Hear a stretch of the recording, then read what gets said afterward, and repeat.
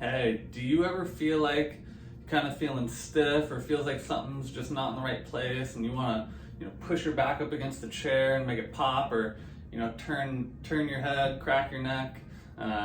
Maybe you've seen it with somebody at work or somebody in your household. You ever seen anything like that? Do you think it's good to crack your neck or crack your back, push yourself up against the chair, have your spouse walk on your back to make it make noises? Well, I've been a chiropractor for about a decade now, and I'll tell you, I used to be one of these people. I grew up playing sports. I was always kind of feeling sore.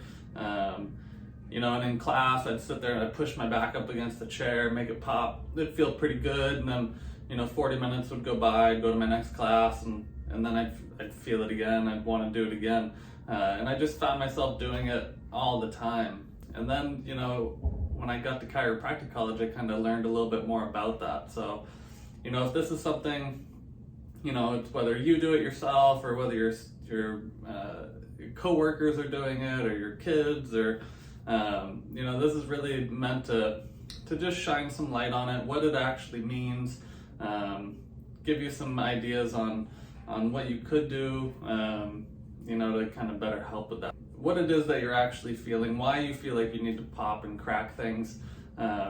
Most of the time, what happens is, whether it's from traumas or lifestyle, or sometimes as our bodies grow and develop, it doesn't always happen as it should. So you can get individual segments in your spine or whole sections of the spine that shift out of place. These shifts, especially in the spine, they're called subluxations. And think of that as either a bone shifted out of place, or it can be in place and kind of just get restricted, almost like a compression type of thing. And that's what you're feeling. You're feeling like something's stuck, or something's just not in the right place. And mentally it feels like you want it to move. So you push yourself up into a chair, you have your spouse walk on your back. Now, what typically will happen with this is, if we go through and we, kind of put these big general motions into our body and get things to crack and make noise, it does. It might feel good for a short time, then it feels like we need to keep doing it. And what tends to happen is, if you have a joint or if you have something that is restricted in your spine, when you put these big generalized motions into those areas, you're typically going to get movement from the joints that will move the easiest.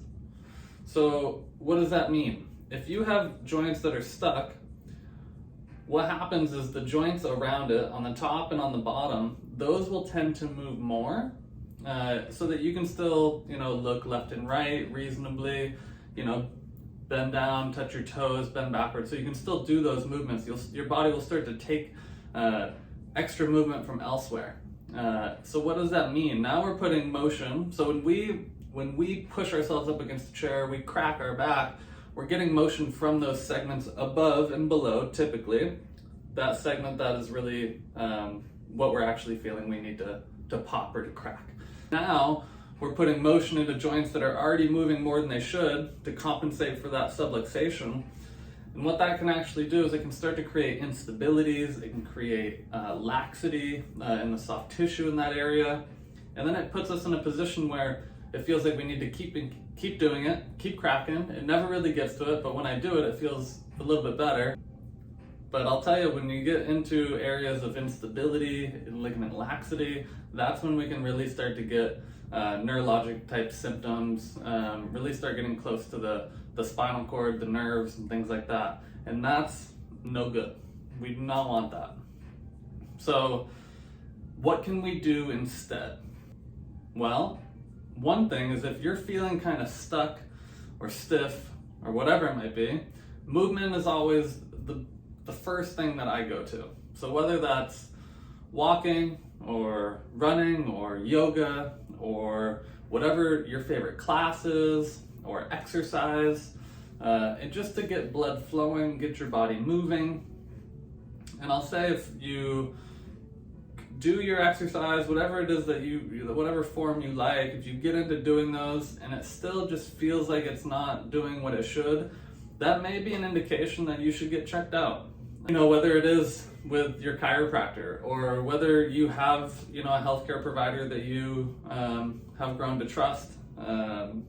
Get yourself checked out. Just make sure that there aren't any blind spots. You know, if you are somebody who does like to pop and crack things, it's good to get down to the root of actually what it is that you're feeling, and to get a better understanding of your body and why it's having that kind of response, why it's tightening up, why are things shifted, and is there anything different I can do that could give you, you know, more of like a long-term solution, so it doesn't feel like you have to do that all the time and you're stuck in this cycle.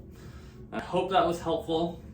If you or somebody you know, or maybe when you go to work today, if you know that one person that's always cracking their back or their neck, you know, show them this video.